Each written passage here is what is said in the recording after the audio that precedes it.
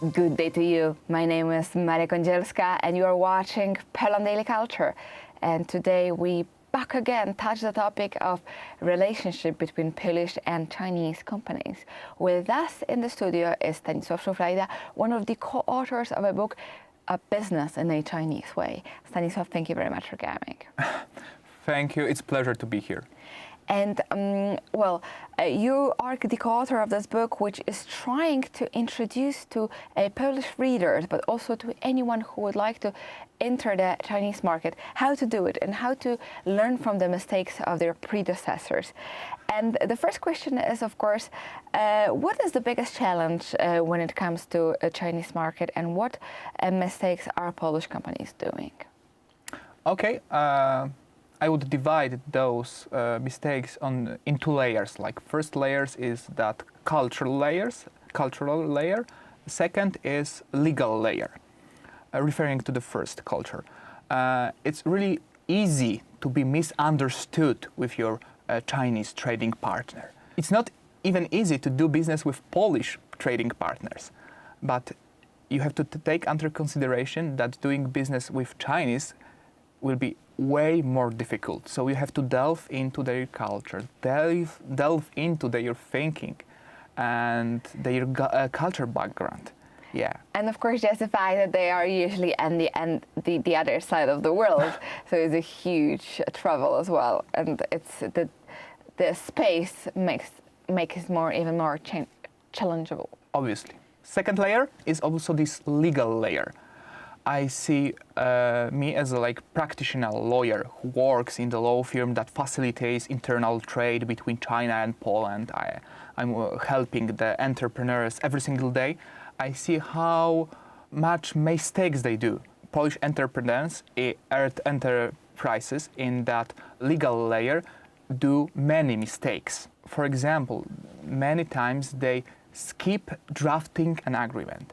They do business with their Chinese partner with no framework, umbrella agreement on it. They just email them, text them, please bring me a goods. And the Chinese entrepreneur respond, okay, I will provide this and this, pay this. Yeah, and no agreement is concluded at all. Wow, see, they don't write down the contract, so it can cause a lot of problems, especially with the fact that they usually cannot go office to office to check what is true, what is not true, and what is a fraud, or how do you approach such kind of contract or such kind of idea.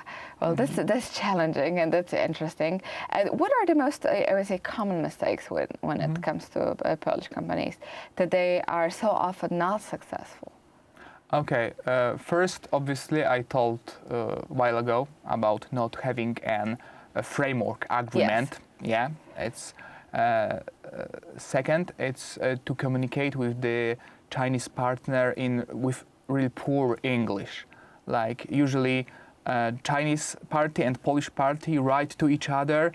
Both level of English is low. It's low, yeah, it's low. And it's really easy to be misunderstood in such a situation. Moreover, it's always good to have a Chinese lawyer who is on site and to show your Chinese trading partner that you have your Chinese lawyer, that it is there. And if something wrong happened, he will call them. And make to take certain charges and do what is needed to be done. I see. So the communication, the language, and the fact that not many Poles are fluent in Mandarin even at all, which of course is a huge challenge, but on the other hand could help in such kind of cases. And they also don't hire translations, and they understand translators.